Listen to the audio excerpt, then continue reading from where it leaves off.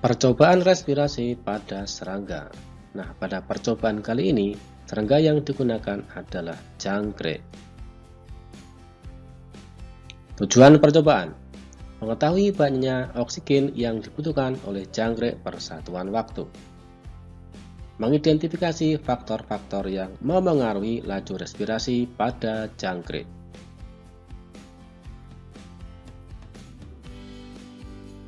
Dasar teori mekanisme respirasi serangga.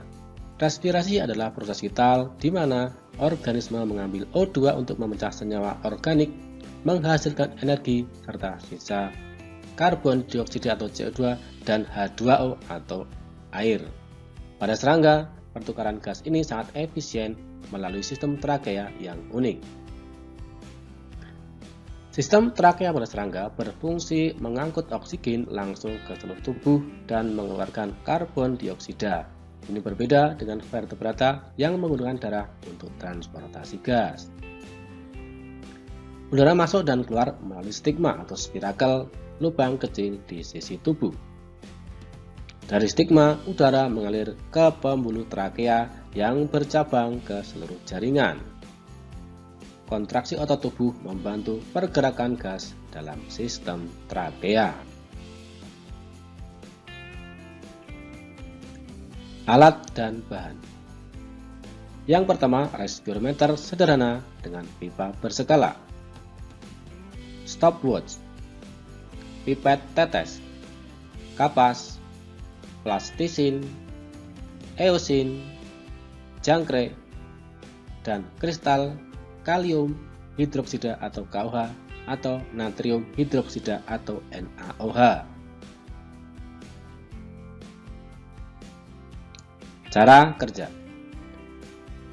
Pertama, bungkus kristal KOH atau NaOH dengan kapas, kemudian masukkan ke dalam lubang respirometer. Kemudian masukkan jangkrik yang sudah ditimbang ke dalam tubuh respirometer. Tutup tabung respirometer, kemudian sambungan penutupnya diberi plastisin agar tidak ada udara yang masuk dan keluar. Tetesi eosin pada ujung pipa respirometer dengan menggunakan pipet tetes secukupnya. Ukur pergerakan eosin dengan menggunakan stopwatch secara berkala. 2 menit, 4 menit, 6 menit, 8 menit, dan 10 menit.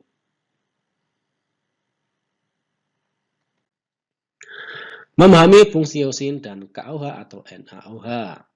Eosin, indikator pergerakan oksigen.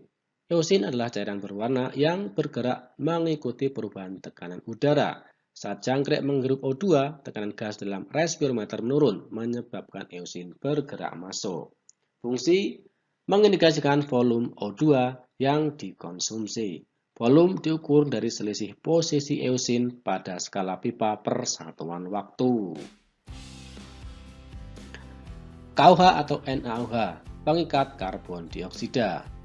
Kristal KOH atau NaOH berfungsi sebagai pengikat CO2 yang dihasilkan jangkrik selama respirasi.